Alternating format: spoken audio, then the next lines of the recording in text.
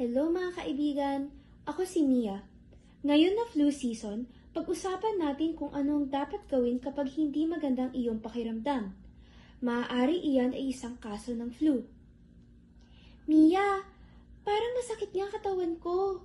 Minsan, barado ilong ko. Tapos, pati ulo ko sumasakit. Parang nakakapagod rin gumalaw. Oo, nangyayari iyan. Pwede kang mapagod, sumakit ang lalamunan, lagnatin o umubo. Maaari rin na isang sintomas ay kapag masakit ang tiyan mo at nasusuka ka. Iyon nga naaalala ko nung nilagnat ako, ang inat ng katawan ko, kahit na gusto kong maglaro sa labas, hindi pwede, parang nawalan ako ng gana. Kung ganon, magpahinga ka.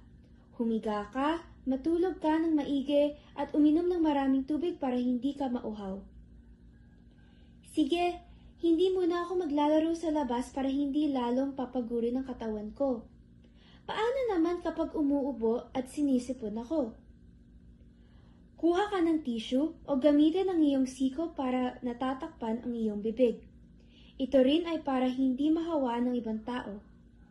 Pagkatapos gamitin ng tissue, itapon agad at maghugas ng kamay para hindi maiwan ng bakterya sa iyong kamay.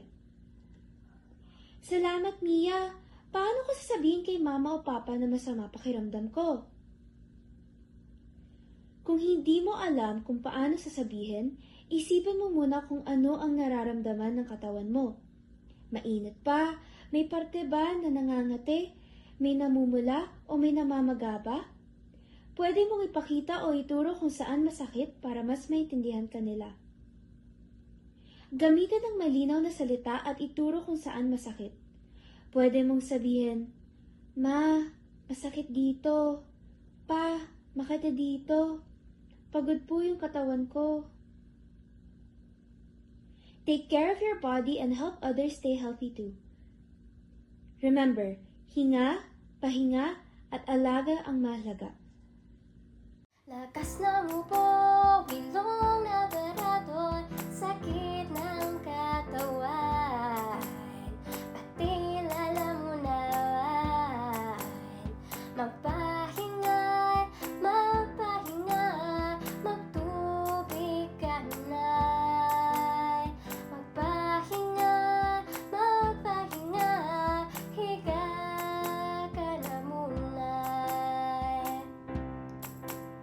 Takpan ang bibig pag ika'y naupo, sipon, emblema, labas sa tissue mo, tas tapon